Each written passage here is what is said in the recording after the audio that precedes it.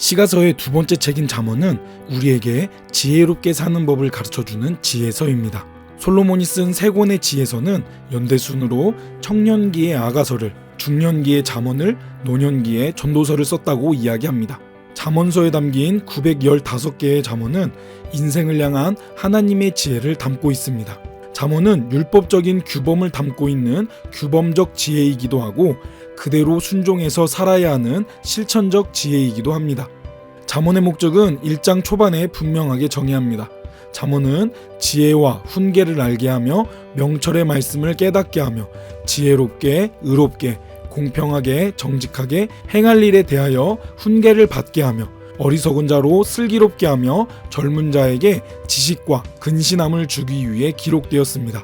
잠언은 짧은 경구 안에 신앙과 인생에 대한 많은 실용적 지혜를 담고 있습니다. 이것은 현자의 가르침을 담은 중동의 지혜 문학과 유사한 형식입니다. 물론 이것이 고대 중동의 문학적 토양 위에서 나온 것이라 할지라도 잠언은 단순히 속담 모음집이나 윤리와 도덕의 지침서가 아닙니다.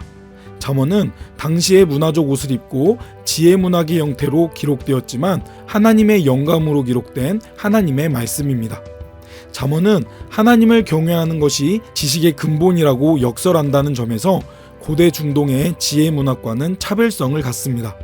결국 잠언은 사람들이 하나님을 바로 알도록 기록되었다고 볼 수 있습니다. 시편이 우리가 하나님과 깊이 있게 교제하게 한다면 잠언은 우리가 세상에서 지혜와 분별력을 가지고 올바른 삶을 살도록 도와줍니다. 잠언은 주의 자녀들이 세상 속에서 여호와를 경외하는 참된 삶을 살아갈 수 있도록 돕고 있습니다. 하지만 우리가 기억해야 할 것은 잠언의 교훈들은 절대적이고 불변하는 진리를 말하지 않는다는 사실입니다. 이 기록은 당시 상황에서 적용되던 상대적 진리입니다. 잠언은 우리의 삶에 대한 일반적인 원리를 말하는 것이지 세분화된 약속이 아닙니다. 하나님은 그것들을 통해 우리의 생각을 지도하시지만 우리는 그것을 점괘가 들어있는 복주머니로 만들지 않도록 조심해야 합니다. 잠언 중에 그 어떤 한 가지가 온전한 진리를 다 표현할 수 없기 때문에 우리는 책 전체 내용에 비추어서 해석해야 합니다. 겉으로 본다면 잠언의 교훈은 모호하거나 서로 대립되는 것처럼 보일 수 있습니다. 잠자기를 좋아하지 말라는 경고는 하나님의 자녀 모두에게 주는 잠언이지만 내가 누운즉 내 잠이 달 것이다 라는 말씀은 지혜와 근신에 너무 연연하는 사람들에게 하는 격려입니다. 따라서 우리는 잠언을 해석할 때 누구를 향하여 말하는 것인지 그 대상을 잘 관찰하고 해석해야 합니다. 잠언은 비교하는 표현이 많이 등장합니다. 부지런함과 게으름, 정직함과 부정직함, 계획을 세워하는 일과 성급히 내린 결단, 공평한 처분과 착취하는 것, 조언을 구함과 자만 등 많은 교훈의 표현이 등장합니다. 그 중에 우리에게 지혜로운 말하기를 가장 많이 언급하며 일과 상관관계에 있는 돈에 대한 교훈도 많이 담겨 있습니다. 잠언은 크게 4개의 단락으로 구분할 수 있습니다. 첫 번째 단락에서는 서론이자 지혜의 가치에 대해서 다루면서 지혜의 목적이 무엇이고 의인화된 지혜를 소개합니다.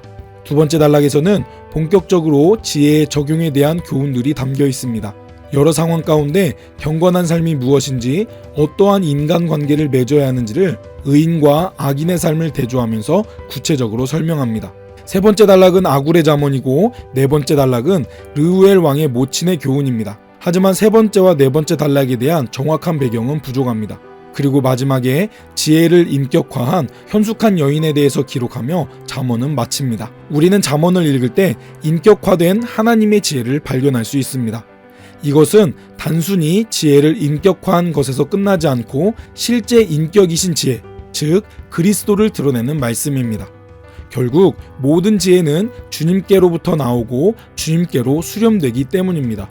잠언을 통해 우리의 삶을 통찰하는 하나님의 지혜를 깨닫고 지혜로운 삶을 살아내시길 바랍니다.